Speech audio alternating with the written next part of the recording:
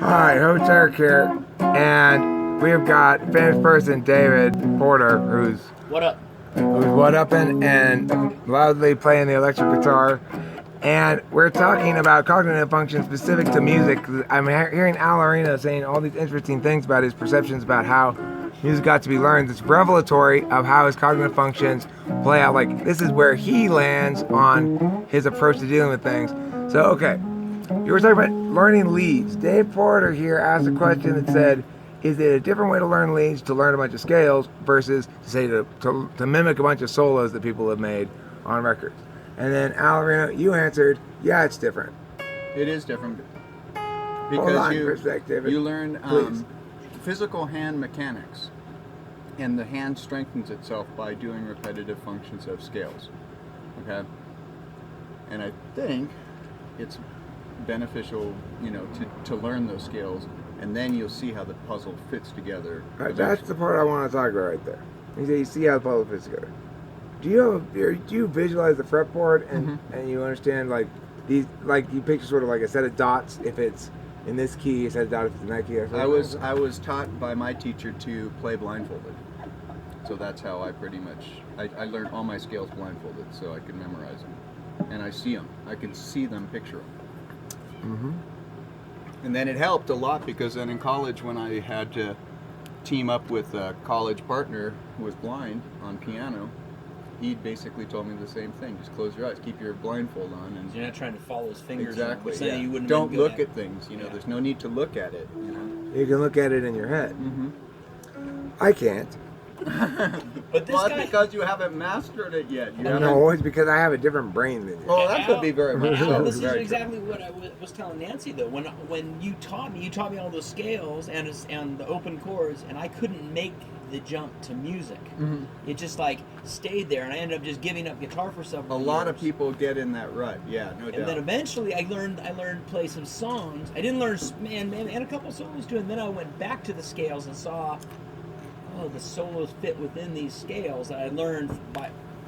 And from like learning the songs, you see how the scales. Then I saw the scales work, and then they became useful. But I couldn't make the jump straight from the scales. I had to learn songs first, and then I went back to the scales.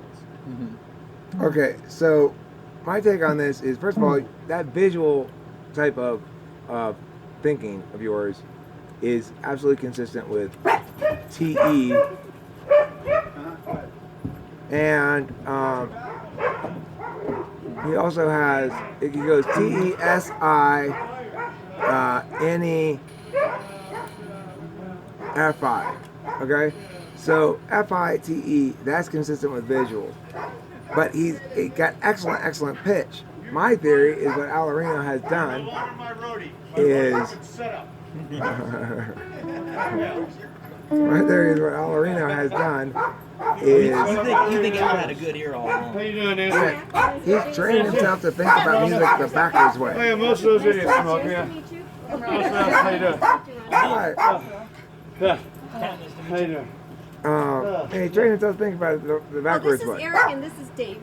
How'd Oh, boy. Pat Was it and Rhonda? Hi, Pat and Make Rhonda. the two little jars. Oh, is that like they look I'll like have to pause here for a second. It's a little too chaotic. I can't focus. Behind the cage? Yeah, behind me. Well, anyway, Alarino deals with his fretboard with his eyes, whereas I, I've been to many bands, and you can't make money no more. so Alarino uses visuals visuals and systems to determine, to narrow down the field of choices to exclude notes that don't fit according to music theory and stuff. And that didn't work for Dave at all. He didn't understand why learning scales taught you anything about music. I didn't understand that at all either. Right? Because music instruction, like all instruction, really needs to be individuated to type, especially music instruction. So Dave then explained, David, can you come over here for a second and answer a question for me? I want him to explain how what caused him to start to change his perspective on music? What was the perspective that he did understand? Because he didn't understand that TE perspective. Okay. So that TE What am I going to answer? The TE perspective that didn't work for you, where with the scales, at some point you came around a different perspective that did work. Can you describe that? It worked for me when I went, instead of trying to abstractly learn the building blocks of music from you, actually, I learned music. You're like, just forget, you said, in like almost exact quote, forget about all that shit. We're going to just learn these chords in a row and sing over it. I started seeing how songs were put together, and then I started thinking about how the guitar leads were like the vocal melodies. And and another friend, Bernie. I know It's Bernie. Shout out to Bernie. I know Bernie. Shout out Bernie. And you ever watch Second Think? we're gonna have that 0.0111% unless you share with him. He'll actually happen to stumble upon it, right? That's what I'm saying. Maybe. I mean, it's possible, I guess. The amp? That's mine. You set it down where we have to. Can we put it in front? Sure. Get it out of the way? Sure. Put it on top of my amp. You rolling? Or rock? Marshall. Put it on top of the Marshall there. The Marshall. We got guitar stuff going on here. I don't know. I need to lean in. Hey, look, that's all you play on, okay? What? What is that? A Roland? Fuck no. I only play on Marshalls. Yeah. Go ahead. That's real shit. Real rock and roll. Anyway, I needed to go from you and learn just to play songs and go right to actual musical pieces, and then think about leads as melody pieces, and then eventually I went back to those patterns that Alarino had me learn so completely. I started seeing how the leads fit into those, and then they made sense, and I saw how you could improvise your own leads using those patterns, plus guitar playing tricks to make them more musical. So well, that's interesting. Very interesting. And we have a very different approach to leads. Dave's a much better lead player than I am.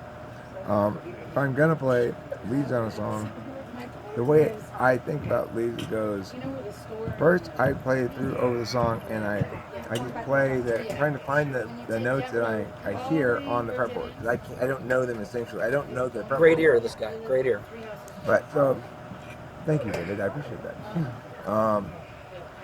But what I'm saying is, like, if you're somebody who's been playing music for a really long time, you should be able to go. Like if you play a C, and you hear a pitch that's like, 7 steps above it, you should be able to identify. You should be able to know with your fingers where on the fretboard that is. Well, that's the ultimate. Right. When you're translating from hearing to fingers, just like we speak when we translate from our thoughts to words without thinking about the mechanics of putting words together. And that's where I think a person would. That's where I would ultimately like to be. But yeah, well, But. no, there's no but. I shouldn't have said but. Yeah, and I think about it a lot. I think about it hard. It sometimes feels tantalizingly close to making some kind of sense, but it never does or never will. You know why it won't? Because all this stuff that we do is, if we do it right, it kills itself. And it's a crutch. It's a crutch to help you to get it to kill itself faster. Ideally. So what you're saying is just like my analogy with thoughts to words, speaking. Right. You want to cut out that middleman of protocol. Right, and I'm there with comping and singing. Mm-hmm. There's no middleman. It's more or less real time. It's a little bit of a lag, or something like that. It's actually like, okay, it's real time in the sense that but sometimes I'm ahead, and sometimes I gotta scramble. Right, so there's a little bit of a buffer.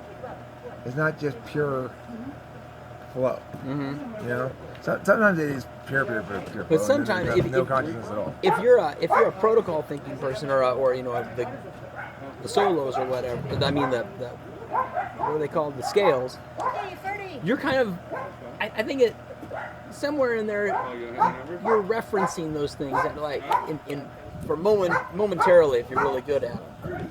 Well, see, I think that if you have a really good ear, and I think yours is quite good now, and Alorina's is excellent, and I mean, the only reason I would say it's not quite as excellent as Alorina's maybe is because I think you are not as pitch on as he is vocally. But regardless, if he's approaching music visually, I think he's saying, I got a hammer in this nail.